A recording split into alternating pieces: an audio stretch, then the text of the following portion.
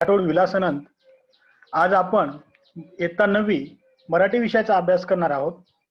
मराठी विषयामध्ये आपण मराठी भाषा बोलत असताना ती भाषा बोलत असताना तिचा उपयोग दैनंदिन जीवनामध्ये करत असतो आणि जेव्हा आपण ती भाषा बोलतो तेव्हा असे काही शब्द असतात की ते शब्द आपण खूप लांब असे वाक्य न वापरता त्याचा आपण थोड्या थोड्या शब्दामध्ये त्याचा उपयोग करत असतो आणि ते उपयोग करत असताना आपण त्या भाषेचा प्रभावीपणे वापर करतो.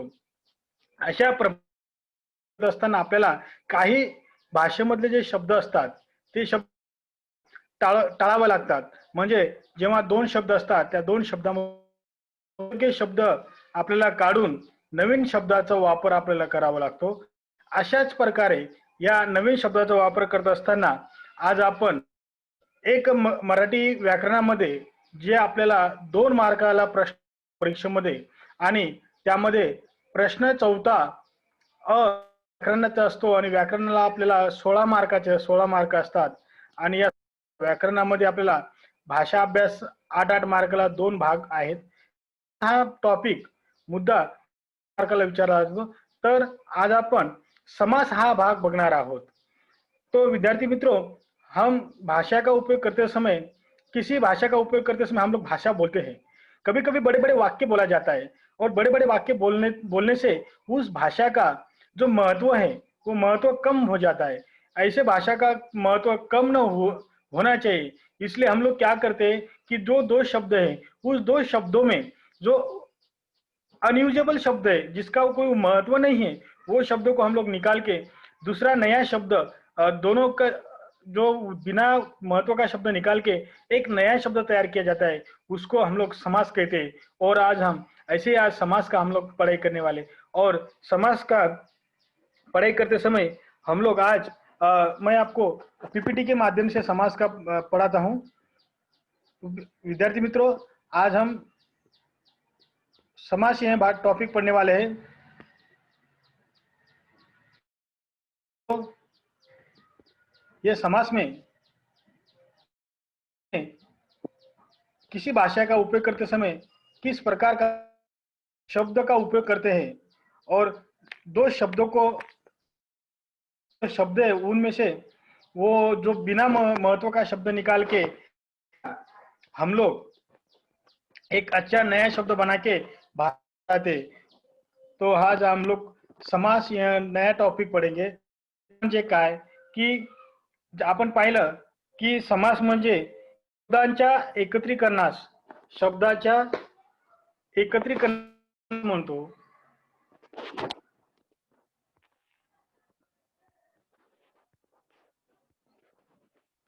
शब्दाच्या एकत्रीकरणास आपण समास म्हणतो. म्हणजे जे काही 2 शब्द आहेत हे 2 शब्द आपण एकत्र करतो आणि त्या 2 शब्दामधले जे काही बिना महत्वाचे शब्द असतात ते बिना महत्वाचे शब्द आपण काढतो आणि नवीन शब्द तयार करतो, त्याला आपण समास म्हणतो.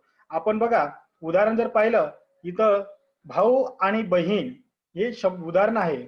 भाऊ आणि बहीण या शब्दामध्ये आणि हा शब्द काढून भाऊ बहीण हा एकच शब्द तयार झाला आहे.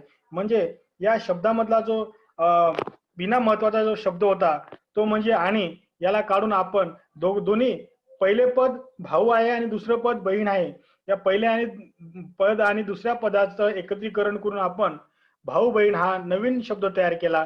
अशा नवीन शब्दाच्या एकत्रीकरणास आपण समास असे म्हणतो. आणि त्या समासामध्ये दुसरे एक महत्वाचं म्हणजे सामासिक नवीन तयार केलेल्या जोड शब्दाला सामासिक शब्द असे म्हणतात. नवीन शब्द म्हणजे काय, भाऊ आणि बहीण आहे या 2 शब्दांपैकी त्याचा विग्रह करून एक नवीन तो शब्द तयार झाला भाऊ आणि बहीण. भाऊ बहीण हा म्हणजे आणि शब्द काढून भाऊ आणि बहीण या शब्दाला जोडून जो नवीन झाला त्या शब्दाला आपण भाऊ बहीण एकच त्या शब्दाला सामासिक शब्द असे म्हणतात. काय सामासिक शब्दाची फोड करून विग्रह म्हणजे काय महत्वाची काय विग्रह म्हणजे काय की सामासिक शब्दाची फोड करून दाखवण्याच्या नवीन पद्धतीला सामासिक शब्दाची फोड करून म्हणजे भाऊ बहीण हा सामासिक शब्द आहे आणि या भाऊ बहीण आपण या सामासिक शब्दाचा विग्रह कसं करणार आहोत, भाऊ आणि बहीण म्हणजे हे त्या शब्दाचं भाऊ बहीण या शब्दाचा विग्रह झाला, त्यापासून जे भाऊ आणि बहीण हा शब्दाचा विग्रह झाला त्याला म्हणतात विग्रह। तर विद्यार्थी मित्रों, आज हमने समास क्या है, समास यानी क्या कि दो शब्दों को मिला के जो नया शब्द तैयार होता है उसे हम लोग समास कहते हैं। और समास में जो समास है, ऐसे समास उदाहरण के तौर पर अगर देखेंगे, भाई और बहन ये दो शब्द है, भाई एक शब्द है और बहन एक शब्द है। इस दो शब्दों को मिल जो इनमें से जो यूजेबल शब्द नहीं है और जो शब्द है इसको हमने निकाल दिया तो भाई बहन ये एक ही शब्द बना। ऐसे शब्दों को हम लोग समास, और समास में ये दूसरी जो परिभाषिक शब्द, सामासिक शब्द बहुत बड़ी इंपॉर्टेंट परिभाषा है। सामासिक शब्द है भाई और बहन, ये तीन शब्द है, ये तीन शब्द बना भाई बहन, यानी और जो शब्द है अनयूजेबल शब्दों को हमने हटा दिया और नया शब्द तैयार हुआ भाई बहन, ये एक नया शब्द तैयार हुआ। इस नए बनने वाला इसको सामासिक शब्द कहते हैं। दूसरा यानी क्या, विग्रह यानी उसको तोड़ना, उसको तोड़ना, विग्रह यानी उसको तोड़ना। अगर भाई बहन सामासिक शब्द है, इस शब्दों को हम कैसे तोड़ेंगे, भाई और बहन ऐसे तोड़ेंगे तो ये शब्दों को जो तोड़ा जाता है, जिसको तोड़ा, जिस शब्द को तोड़ा जाता है उसको विग्रह कहते हैं। तो विद्यार्थी मित्रांनो, आपण समास म्हणजे काय, सामासिक शब्द म्हणजे काय, विग्रह म्हणजे काय, हे आपण व्याख्या पाहिल्या। आता समासाचे प्रकार, समासाचे प्रकार बघा, समासाचे प्रकार बघा, चार आहेत। अव्ययभावी समास आहे, तत्पुरुष समास आहे, द्वंद्व समास आहे आणि बहुविग्रही समास आहे। पण आपल्याला इयत्ता 9वीला फक्त अव्ययभावी समास आणि दुसरा जो समास आहे तो आहे म्हणजे दुसरा समास जो आहे आपल्या 9वीला अभ्यासाला, तो 9वीला फक्त अव्ययभावी समास आणि द्वंद्व समास हे दोनच समास आहे। हमें 9वीं में ये चार जो समास के प्रकार हैं, उस चार समास के प्रकार में से हमें दो ही महत्व का है, अव्ययभावी समास। अभी हम लोग देखेंगे पहला जो है अव्ययभावी समास। पहला प्रकार है अव्ययभावी समास। तो मैं आपको पीपीटी के द्वारा समास, अव्ययभावी समास ये आपको पढ़ाता हूं। यानी क्या की अव्ययभावी समास म्हणजे काय, ज्या शब्दात पहिले पद, ज्या शब्दाचा पहिले पद महत्वाचे, बघा विद्यार्थी मित्रांनो, इथं प्रधान वाक्य म्हणजे पहिलं वाक्य, गौण वाक्य, आणि इथं आपल्याला दिले आहे की जर समास महत्वाचा असेल तर त्याला आपण अव्ययभावी समास असे म्हणणार। म्हणजे अव्ययभावी समास म्हणजे काय की ज्या शब्दामध्ये, अव्ययभावी समास म्हणजे काय, ज्या समासातील पहिले पद महत्वाचे असतात त्या समासाला अव्ययभावी समास असे म्हणतात। पहिले पद, आता पहिले पद म्हणजे काय तर बघा, आपण उदाहरणाच्या माध्यमातून बघूया। पहिले पद काय तर इथं आपल्याला अव्ययभावी समासामध्ये पहिले पद दिलेले आहे, दररोज हा शब्द दिला आहे। अव्ययभावी समासामध्ये पहिला जो शब्द दिला आहे दररोज, दर, आपण या दररोज या शब्दाचा जर विग्रह केला, याला जर फोडला, याचा विग्रह केला तर आपण दर, खाली बघा, दररोज या सामासिक शब्दाचा विग्रह काय केला आपण, दर प्लस रोज। आता दर हा एक वाक्य झालं, रोज हा एक वाक्य झाला, तर या दर जो पहिला शब्द आहे याला खूप महत्व आहे। रोज म्हणजे दिवस, आता जर आपण या दर काढला म्हणजे रोजच, एकच दिवस, हर दिन, हर दिन जो, इस हर दिन का हमने अगर विग्रह किया तो हर एक शब्द आता है, प्लस हर प्लस दिन, ये उसका दूसरा शब्द होता है। हमने हर निकाल दिया, हर यानी हर दिन, हर यानी हर दिन, कंटिन्यूअस, हर एक के पीछे एक दिन, तो हर अगर निकाल दिया तो दिन यानी एक ही दिन और एक ही दिन को कोई महत्व प्राप्त होता नहीं है, क्योंकि दिन, लेकिन हम अगर बोलेंगे कि हर दिन को क्या होता है, मतलब हर दिन कुछ क्रिया कर रही है, तो ऐसे जो समास आहे, ज्या समासाचा पहिलं पद महत्वाचं असतं त्या समासाला आपण अव्ययभावी समास असे म्हणतो। जिस समास का पहला पद महत्व का होता है उस समास को हम लोग क्या कहते हैं, अव्ययभावी समास कहते हैं। यानी हर दिन में हर शब्द जो है बहुत महत्व का है, उसके बिना रोज को कोई महत्व प्राप्त नहीं होने वाला है, ऐसे शब्द को हम लोग क्या कहेंगे, अव्ययभावी समास। अव्ययभावी समास दूसरा गैर शब्द है, गैर प्लस हजर, मतलब अनुपस्थित रहने वाला बच्चा, हजर यानी रहने वाला, गैर को अगर लगा दिया तो बच्चा उपस्थित नहीं हुआ, तो ऐसे गैर शब्द, पहला जो शब्द है ऐसा महत्व का होता है, उसीलिए हम लोग अव्ययभावी समास कहते हैं। अव्ययभावी समास म्हणजे काय, की ज्या शब्दाचा पहिले पद महत्वाचे असते त्या शब्दाला अव्ययभावी समास असे म्हणतात। आपण उदाहरण पाहिलं, दररोज, दर प्लस रोज, दररोज, दर या शब्दाला, कारण रोज म्हणजे एकच दिवस असतो, दर म्हणजे प्रत्येक दिवशी असतो, शब्दाचं वाक्य बदलतो, म्हणून पहिल्या शब्दाला खूप महत्व आहे आणि तो प्राप्त झाला म्हणजेच त्याला अव्ययभावी समास असे म्हणतात। हा अव्ययभावी समास पहिला प्रकार झाला। आता आपल्याला बघायचा आहे तो म्हणजे अव्ययभावी समासाची आपण व्याख्या पहिली। समासामध्ये पहिले पद महत्वाचे असते, उपसर्ग असते, सामासिक शब्द, क्रियाविशेषण असते, क्रिया करने वाला शब्द, क्रिया, ते आपण त्या शब्दाला अव्ययभावी समास असे म्हणतो। अव्ययभावी समासामध्ये हे उदाहरण पण आहे, आमरण, आमरण, मरणापर्यंत, मरण, आ प्लस मरण, याचा आपण विग्रह केला, आ प्लस मरण, मरणापर्यंत। आ जर काढला तर मरण म्हणजे मरण, आणि आ मरण असं जर त्याचा उपयोग केला तर मरणापर्यंत, मरणापर्यंत, जब तक, मरणे दम तक असं होतं। अशा प्रकारे दरवर्षी, प्रत्येक वर्षी, दर प्लस वर्षी, हर घडी, हर प्लस घडी, प्रतिदिन, प्रत्येक दिवस, प्रति जर काढला आपण तर त्याला आपण प्रति प्लस दिन, प्रत्येक दिवस असा होतो। प्रतिला खूप महत्व आहे, म्हणजेच काय, जिस शब्द के पहले शब्द को बहुत महत्व का होता है ऐसे शब्दों को हम लोग अव्ययभावी समास कहते हैं। पहला पद जिसका महत्व का होता है उसको अव्ययभावी समास कहते हैं। अभी हम लोग जो है द्वंद्व समास, द्वंद्व समास म्हणजे काय हा बघणार आहोत। मी आशा करतो मित्रांनो तुम्हाला अव्ययभावी असेल। आता द्वंद्व समास जो आहे पहिला,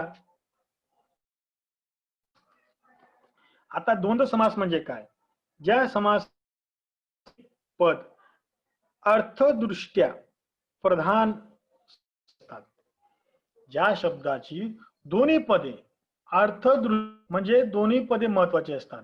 म्हणजे आपण पाहिलं की पहिले तुम्हाला हे समजून सांगतो की शब्दामध्ये ज्या समासातील दोन्ही महत्वाचे असतात, ज्या दोन्ही पदे महत्वाची असतात, दोन्ही पदे म्हणजे काय, भाऊ आणि बहीण। आता भाऊ आणि बहीण म्हणजे भाऊ बहीण झालं, बरोबर। आता आपल्याला भाऊ पण काढता नाही येणार, बहीण पण काढता नाही, कारण भाऊ म्हणजे भाऊ होणार, बहीण म्हणजे बहीण होणार। आणि जर आपण भाऊ बहीण असा विचार वाक्याचा उपयोग केला तर आपल्याला दोन्ही अर्थ एकाच वेळेस समजतात। म्हणजे काय, द्वंद्व समास म्हणजे काय, ज्या समासातील दोन्ही पदे अर्थदृष्ट्या महत्वाची असतात त्या समासाला आपण द्वंद्व समास असे म्हणतो। म्हणजे काय, आई वडील, आई वडिलाचा विग्रह केला आपण, आई आणि वडील असा विग्रह केला तर आपण विग्रह केलेला जो पहिला शब्द आई, दुसरा शब्द आहे वडील, आपण आई पण काढू शकत नाही, कारण आई काढला तर वडीलच राहणार आणि वडील काढला तर आईच राहणार। म्हणजे काय की आपल्याला अर्थदृष्ट्या खूप महत्वाचे असतात, आणि जेव्हा दोन्ही शब्द महत्वाचे असतात तेव्हा समासाला द्वंद्व समास असे म्हणतात। जिस समास को विग्रह करते समय समास के दोनों शब्द जो होते उसका दृष्टया बहुत महत्व का होता है, उसका अर्थ बहुत महत्व का होता है। जिस समास का विग्रह करते समय अर्थ दृष्टया महत्व के होते हैं, ऐसे समास को समास कहते हैं। उदाहरण के तौर पर अगर देखा जाए, माँ बाप, माँ और बाप है। माँ का अगर हमने अर्थ बहुत महत्व का शब्द है, माँ यानी माँ होती है, बाप यानी बाप होता है, माँ बाप यानी हम लोग अगर माँ को निकाल दिया तो बाप ही बच रहेगा, और अगर बाप को निकालने की कोशिश की तो माँ ही रहेगा। यानी क्या कि आर्थिक दृष्टया जो है, अर्थ दृष्टि के आधार पर अगर हम देखा जाए तो दोनों शब्द हमें बहुत महत्व का है, और दोनों शब्द जिस समास में महत्व का होता है उस समास को द्वंद्व समास कहते हैं। चार पांच संख्या है, इसमें से हमने चार पांच शब्द का विग्रह किया। 4 + 5, अगर हम लोग 4 को निकाल दिया तो 5 ही बचेगा, 5 को निकाल दिया तो 4 ही बचेगा। इसलिए दोनों शब्द जो है, दोनों शब्द का विग्रह करने के बाद आर्थिक दृष्टया बहुत महत्व का है, इसलिए हम लोग दोनों शब्द का उपयोग जिसमें आएगा, जो दोनों शब्द जहां आएंगे वहां हम लोग उसको द्वंद्व समास कहेंगे। और द्वंद्व करते समय द्वंद्व समासाचा विग्रह करते वेळी आपण व, वा किंवा या शब्दाचा आपण विचार करतो। हे समुच्चय बोधक अव्यय म्हणजे काय, दोन शब्द किंवा दोन वाक्य यांना जोडणाऱ्या शब्दाला अव्यय असे म्हणतात। जी समुच्चय बोधक अव्यय यानी क्या कि शब्द या तो वाक्य को जोड़ने वाले शब्द को हम लोग अव्यय कहते हैं। यानी व अथवा किंतु परंतु शब्द हो, और समास में हम लोग विग्रह करते समय ये शब्द आएंगे तो वहां हमारा द्वंद्व समास होगा। तर द्वंद्व समास का 3 प्रकार है। पहिला जो प्रकार है इतरेतर द्वंद्व समास। द्वंद्व समासाचे 3 प्रकार आहेत, आणि पहिला समास जो आहे इतरेतर द्वंद्व समास। इतरेतर द्वंद्व समास म्हणजे काय की ज्या समासामध्ये विग्रह करताना आणि व या समुच्चय बोधक उभयान्वी अवयवांचा उपयोग करावा लागतो। ज्या समासाचा विग्रह करताना आणि व या समुच्चय बोधक उभयान्वी अवयवांचा उपयोग करावा लागतो त्याला इतरेतर द्वंद्व समास असे म्हणतात। म्हणजे काय, इतरेतर द्वंद्व समास यानी क्या कि जिस समास का विग्रह करते समय और व ये समुच्चय बोधक उभयान्वी अव्यय का हम लोग उपयोग करेंगे तो उस समास को इतरेतर द्वंद्व समास कहते हैं। देखा जाए, यहां दिया गया है कृष्णा अर्जुन और अर्जुन, कृष्णा अर्जुन, कृष्णा और इसका हम विग्रह करेंगे कृष्णा प्लस अर्जुन। कृष्णा अर्जुन दोनों शब्द हम लोग दोनों शब्द का जब हम विचार करते हैं, बोलते हैं, तो हमारे सामने शब्द कृष्ण, श्री कृष्ण का भी चेहरा सामने आता है और चेहरा सामने आता है, और दोनों का चेहरा सामने आने के बाद एक विशेष प्राप्त होता है, यानी कृष्णा अर्जुन।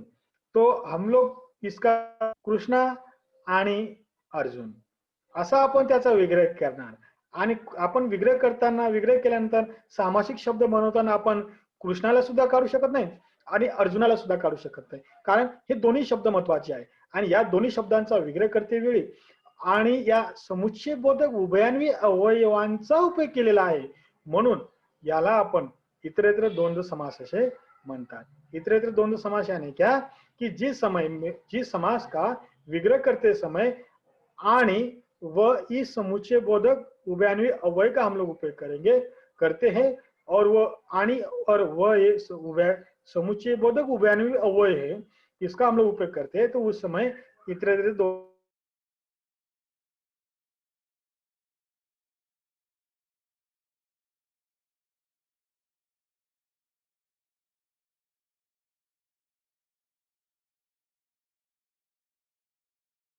शब्द आया है और ये शब्द जब आएगा विग्रह करते समय तो इतरेतर द्वंद्व समास होगा।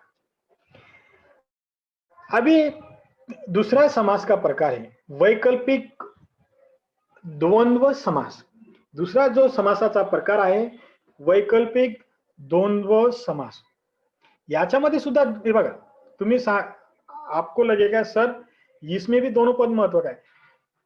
समास पहचानते समय एक बात ध्यान में रखने का, अवयभावी समास पहचानते समय आपको कोई दिक्कत आएगी ही नहीं और आने वाली नहीं, क्योंकि उसमें क्या है कि पहला पद महत्व का है तो अवयभावी समास हो जाएगा।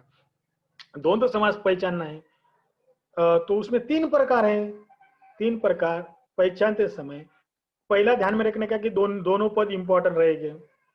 बाद में उस किस उभयन्वी अवयव, किस समुच्चय बोधक अवयव विग्रह करते समय आया है उसके अनुसार आपको समास का प्रकार पहचानना है। तो दूसरा प्रकार मैं आपको बाद में बताऊंगा बेटा। दूसरा समास है वैकल्पिक द्वंद्व समास। इसमें ज्या समासामध्ये वैकल्पिक द्वंद्व समास म्हणजे काय, ज्या समासामध्ये विग्रह करताना दोन्ही पदे महत्वाचे असतात आणि वा किंवा अथवा अशा विकल्प बोधक उभयान्वी अवयवांचा उपयोग केला जातो त्या समासाला वैकल्पिक द्वंद्व समास असे म्हणतात। जिस समास का उपयोग करते समय, जिस समास का विग्रह करते समय दोनों पद महत्व का होते हैं और दोनों पद महत्व के होने के बाद उसका विग्रह करते समय वा किंवा अथवा इस उभयान्वी अवयव का उपयोग किया जाता है तो उस समय वैकल्पिक द्वंद्व समास कहते हैं। वैकल्पिक द्वंद्व समासाचं जर उदाहरण पाहिलं, खरे खोटे। खरे खोटे या शब्दाचा आपण विग्रह करणार खरे किंवा खोटे असं आपण असं विग्रह करणार नाही, खरे आणि खोटे असं विग्रह नाही करणार, खरे किंवा खोटे, खरं असू शकतं किंवा खोटं असू शकतं असंच आपण विग्रह करणार ना। म्हणजे समजा तुम्हाला 1 मार्काला प्रश्न आला खरे खोटे, तर याचा विग्रह करायला तुम्हाला अर्धा मार्क असणार आहे, खरे किंवा खोटे। आणि किंवा आलेला आहे म्हणजे काय, दोन्ही पद्धत महत्वाची आहेत पण विग्रह करताना कोणत्या उभयान्वी अवयवांचा उपयोग केला आहे तर किंवा या उभयान्वी अवयवाचा उपयोग केला आहे किंवा म्हणून उदाहरणाचा जो प्रकार आहे वैकल्पिक द्वंद्व समास। जिस समास का विग्रह करते समय दोनों पद महत्व का है और विग्रह करते समय किंवा अथवा वा इस उभयान्वी अवयव का उपयोग किया जाएगा तो उस समय वैकल्पिक द्वंद्व समास होगा। खरे सच या झूठा, सच झूठा, तो सच या सच अथवा झूठा ये शब्द है, सच अथवा आया है तो ये वैकल्पिक उभयान्वी अवयव है तो इसको हम लोग वैकल्पिक द्वंद्व समास कहेंगे। तीसरा समास का प्रकार जो है समाहार द्वंद्व समास। तीसरा जो समासाचा प्रकार आहे तो समाहार द्वंद्व समास आहे। समाहार द्वंद्व समासाचा सुद्धा दोन्ही पद महत्वाचे असतात कारण हे द्वंद्व समासाचे प्रकार आहेत। हे तिन्ही द्वंद्व समासाचेच प्रकार आहेत म्हणजे दोन्ही पद तर महत्वाचे असणार। व्याख्या आपण बघणार काय की ज्या समासाचा विग्रह करताना दोन्ही पद महत्वाची असतात त्यांची उदाहरण इतर पदांचा समावेश होतो। दोन्ही पद महत्वाचे असतात पण त्याच्या प्रकाराच्या इतर पदांचा समावेश होतो त्या समासाला समाहार द्वंद्व समास असे म्हणतात। ज्या समासाचा विग्रह करताना दोन्ही पद, ज्या समासातील पदांचा विग्रह करताना त्यातील पदाच्या अर्थाशिवाय त्याच जातीच्या इतर पदार्थांचा ही त्याच्यात समावेश होतो म्हणून समाहार द्वंद्व समास केला। समाहार द्वंद्व समास म्हणजे काय की ज्या वेळेस आपण त्या समासाचा विग्रह करतो आणि विग्रह केल्यानंतर त्याच अर्थाचा आपण त्याच जातीचा त्याच अर्थाचा दुसरा शब्द तिथे उपयोग करतो म्हणून त्याला समाहार द्वंद्व समास असे म्हणतात। समाहार द्वंद्व समास यानी क्या कि जिस समास में विग्रह करते समय उसी अर्थ का, उसी जाति का दूसरा शब्द का समावेश किया जाता है उसको समाहार द्वंद्व समास कहते हैं। यानी उदाहरण आपण जर पाहिलं तर भाजीपाला. आता भाजीपाला म्हणजे काय? याच्यामध्ये खूप प्रकार आहे. भाजी आहे, पालेभाज्या आहे, कोथिंबीर आहे, मिरची आहे, भेंडी आहे, गवार आहे, असे अनेक भाजीपाला आहे. म्हणजे भाजीपाला हा शब्द आला तर आपल्याला त्याच जातीचा म्हणजे जात काय म्हणजे भाजीपाला म्हटला तर आपण त्याच्यात प्रकार काय येणार? कोथिंबीर येणार, मिरची येणार, भेंडी येणार, गवार येणार, असे अनेक प्रकार असतात. आणि या सगळ्या प्रकारांचा एक शब्द, या सगळ्या प्रकारांचा एक शब्द म्हणजे काय? भाजीपाला. आपण व्याख्या काय पाहिली? की भाजीपाल्याची व्याख्या काय पाहिली? की त्याच जातीच्या त्याच अर्थाचा शब्दाचा उपयोग केला जातो त्याला म्हणजे भाजीपाला. भाजीपालाचा असा विग्रह होणार आपण भाजी, पालेभाजी, कोथिंबीर, मिरची, भेंडी वगैरे वगैरे असा जेव्हा उच्चार होतो, असा जेव्हा त्याचा विग्रह होतो, तेव्हा आपण त्याला समाहार द्वंद्व समास असे म्हणतात. आता उदाहरण दुसरं पण पाहू शकतो, चहा पाणी. चहा पाणी फराळ वगैरे. चहा पाणी आपण पाहुणे आल्यानंतर चहा पाणी करतो. आता चहा पाणी केला तर आपण नाश्ता वगैरे पण त्यांना चहा बरोबर देत असतो. मग चहा पाणी हा शब्द आला तर तो चहा पाणी, चहा पण येतो, पाणी पण येतो आणि नाश्त्याचं पण साहित्य येतात. अशा पदार्थांचा आपण तिथं उपयोग करतो.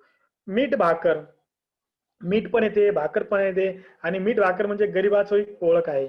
आणि या गरिबाची ओळख म्हणजे काय? साधे पदार्थ. त्या गरिबाची ओळख म्हणजे काय? साधे पदार्थ, साधे खाद्य पदार्थ.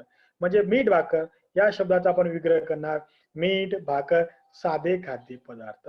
आणि यात समासाचा प्रकार येणार कोणता? तर समाहार द्वंद्व समास. सॉरी समास, समाहार द्वंद्व समास यानी क्या? हिंदी में बताता हूं। जिस समास का विग्रह करते समय दोनों पद महत्व का होता है, लेकिन उसी दोनों पद का उसी जाति का दूसरे उसी अर्थ का दूसरा शब्द का विग्रह करते हैं, उस समास को समाहार द्वंद्व समास कहते हैं। यानी नमक रोटी, नमक रोटी ऐसे खाने के पदार्थ, ऐसा हम लोग विग्रह करते हैं। नमक रोटी, सब्जी, सब्जी अगर देखेंगे तो सब्जी में आएंगे अलग अलग सब्जी के प्रकार का विग्रह करेंगे। और यानी क्या कि उसी अर्थ का उसी जाति का नए शब्दों का हम लोग समावेश करते हैं, उसको हम लोग समाहार द्वंद्व समास कहते हैं। विद्यार्थी मित्रांनो, आज आपण समासाचे, समास म्हणजे काय की समासाचं थोडक्यात सांगतो। दोन्ही समास म्हणजे काय? दोन्ही पदाच्या एकत्रीकरणाला समास असे म्हणतात। दोन्ही पद को मिला के तयार होने वाले शब्द को समास कहते हैं। अव्ययभावी समास यानी काय? अव्ययभावी समास म्हणजे काय? ज्या समासाचा पहिलं पद महत्वाचं असतं त्याला अव्ययभावी समास म्हणतात। दर, रोज, दर प्लस रोज अव्ययभावी समास। कारण दर या शब्दाला खूप महत्व प्राप्त झालं आहे म्हणून। समासाचे दुसरा प्रकार आपण पाहिला समासाचा द्वंद्व समास। द्वंद्व समास म्हणजे काय? ज्या समासाचा आपण दोन्ही पद महत्वाचे असतात, आई आणि वडील असे दोन्ही पद महत्वाचे असतात, त्याला आपण द्वंद्व समास असे म्हणतो। त्याचे 3 प्रकार पाहिले आपण। इतरेतर द्वंद्व समास, ज्या समासाचा विग्रह करताना दोन्ही पद तर महत्वाचे असतात पण आणि व या समुच्चयबोधक अवयवांचा उपयोग करावा लागतो, त्याला आपण इतरेतर द्वंद्व समास असे म्हणतो। त्याचे उदाहरण पण पाहिलं, कृष्ण अर्जुन, कृष्णा आणि अर्जुन इतरेतर द्वंद्व समास। तुम्हाला परीक्षेमध्ये प्रश्न विचारले जाणार, कृष्ण अर्जुन त्याचं विग्रह करायला अर्धा मार्क असणार, कृष्णा आणि अर्जुन त्याचा समासाचा प्रकार लिहावा लागेल इतरेतर द्वंद्व समास, कारण त्याचा विग्रह करताना आणि हा शब्द आला आहे। वैकल्पिक द्वंद्व समास, दोन्ही पद महत्वाची असतात, विग्रह करताना वा किंवा अथवा या शब्दांचा उपयोग होतो, म्हणजे खरे खोटे, खरे किंवा खोटे। समाहार द्वंद्व समास, दोन्ही पद महत्वाचे असतात आणि दोन्ही पद महत्वाचे असताना त्याच पदाच्या त्याच अर्थाच्या त्याच जातीचा दुसऱ्या शब्दाचा उपयोग होतो, त्याला आपण समाहार द्वंद्व समास असे म्हणतो। भाजीपाला, भाजी, पालेभाज्या, कोथिंबीर, मिरची अशी इतर जातीच्या त्याच जातीच्या पदार्थांचा समावेश होतो, त्याला आपण इतरेतर द्वंद्व समास असे म्हणतो। तुम्हाला 2 मार्काला किंवा 1 मार्काला व्याकरणामध्ये विचारलं जाणार तर तुम्हाला एक उदाहरण दिलं जाईल, त्याचं विग्रह करायला अर्धा मार्क दिला जाईल आणि विग्रह केल्यानंतर त्याचा प्रकार लिहायला अर्धा मार्क दिला जाईल.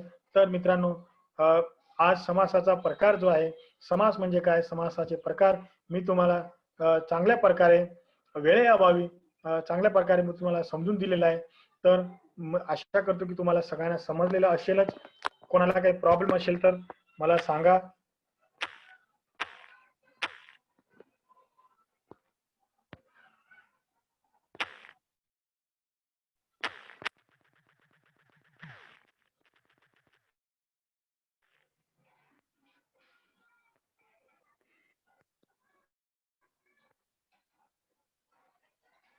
हॅलो हॅलो हॅलो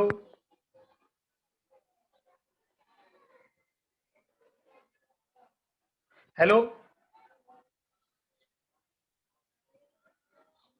हॅलो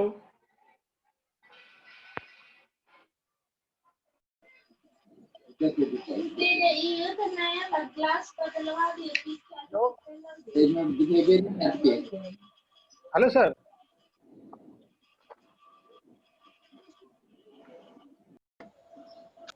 सुधा सिंह बेटा. Hello sir. क्या समझ में नहीं आया बेटा? जी सर, वो आप कृष्णा अर्जुन बोल रहे थे. कृष्णा अर्जुन होता है कि कृष्णा अर्जुन होता है? हाँ बराबर. मतलब कृष्णा अर्जुन होता है कि कृष्णा अर्जुन होता है?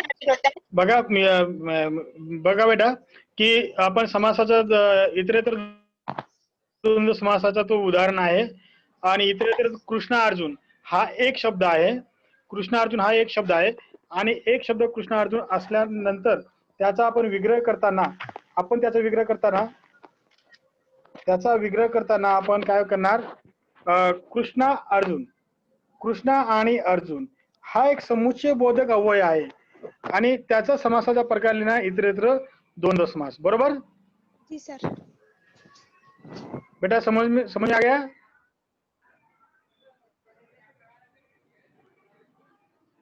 दीपक यादव. हाँ सर. हेलो. बोल बेटा दीपक यादव. हाँ बोल बेटा.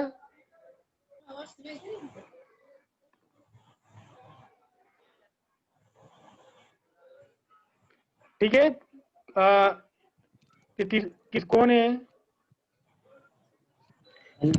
Hello sir. बोलो बेटा जल्दी. दीपक यादव. सर महार का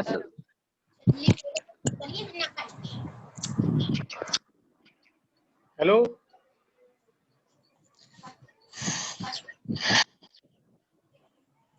सर. हाँ बोल बेटा. मुझे द्वंद्व समास नहीं समझ में आया. अच्छा. द्वंद्व समास म्हणजे काय की ज्या समासाचे दोन्ही पद महत्वाचे असतात. दोन्ही पद म्हणजे काय, आई आणि वडील. आता आपण या शब्दाचा जर विग्रह केला आई आणि वडील होतो आणि विग्रह केल्यानंतर आपण जर आई काढला तर वडीलच राहतात आणि वडील काढला तर आईच राहतो. आणि जेव्हा आपण दोन्ही शब्द जे आहेत, दोन्ही पद जे आहेत, ती दोन्ही पद जर आपण एका वेळेस वाचलं, आई आणि वडील, आपल्याला आई आणि वडील दोन्ही एकाच वेळेस येतात आणि त्याचा जर आपण एखादा दोन्ही शब्द महत्वाचे आहेत ना, कारण आपण आई आणि वडील मधून कोणताही शब्द आपण काढू शकत नाही, म्हणून त्याला द्वंद्व समास असे म्हणतात. त्याचे 3 प्रकार आहेत. इतरेतर द्वंद्व समास ज्या शब्दाचा विग्रह करताना दोन्ही पद महत्वाचे असतात आणि त्याचा दोन्ही पद महत्वाचे असतात आणि दुसरं म्हणजे काय की त्याचा विग्रह करताना आणि या समुच्चय बोधक अव्ययाचा उपयोग होतो, अशा समासाला आपण इतरेतर द्वंद्व समास असे म्हणतात. आई आणि वडील म्हणजे आई, माँ और बाप, दोनों शब्द महत्व का है. हम लोग माँ को भी नहीं निकाल सकते, नहीं तो बाप को भी नहीं निकाल सकते, और दोनों शब्द का विग्रह करते समय और ये शब्द को यूज किया है और ये शब्द समुच्चय बोधक अव्यय है, इसके लिए दोनों पद जरूरी है और ये समुच्चय बोधक अव्यय का उपयोग किया है, इसलिए ये इतरेतर द्वंद्व समास है. इसमें अथवा किंवा वा इस शब्द का उपयोग होगा और खरे किंवा 3 और 4 तीन चार उदाहरण लिया, 3 और 4, हम 3 संख्या है और 4 भी संख्या है, दोनों संख्या जरूरी है, ये दोनों में से कोई शब्द निकाल नहीं सकते। 3 और 4 और ये समतुल्य है, इसलिए ये वैकल्पिक द्वंद्व समास होगा। और समाहार यानी क्या, विग्रह करते समय उसी अर्थ का उसी जाति का शब्द का हम उपयोग करेंगे और उसको हम समाहार द्वंद्व समास कहेंगे। नमक रोटी, नमक रोटी का नाम जब लेते हैं तो नमक भी आता है, रोटी भी आता है और गरीब का अनाज भी आ जाता है। ऐसे उसी जाति का हम लोग दूसरा शब्द यूज करते तो समाहार द्वंद्व समास हुआ। ओके बेटा, और किसको प्रॉब्लम?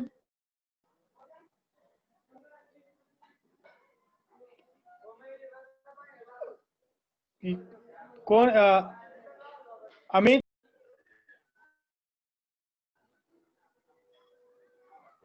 बोल बेटा। समीर, निर्मल? यस सर, नहीं प्रॉब्लम बेटा सर बोला। सर बेटा बोल दूरी। अर्थऋण और पागऋण मतलब क्या?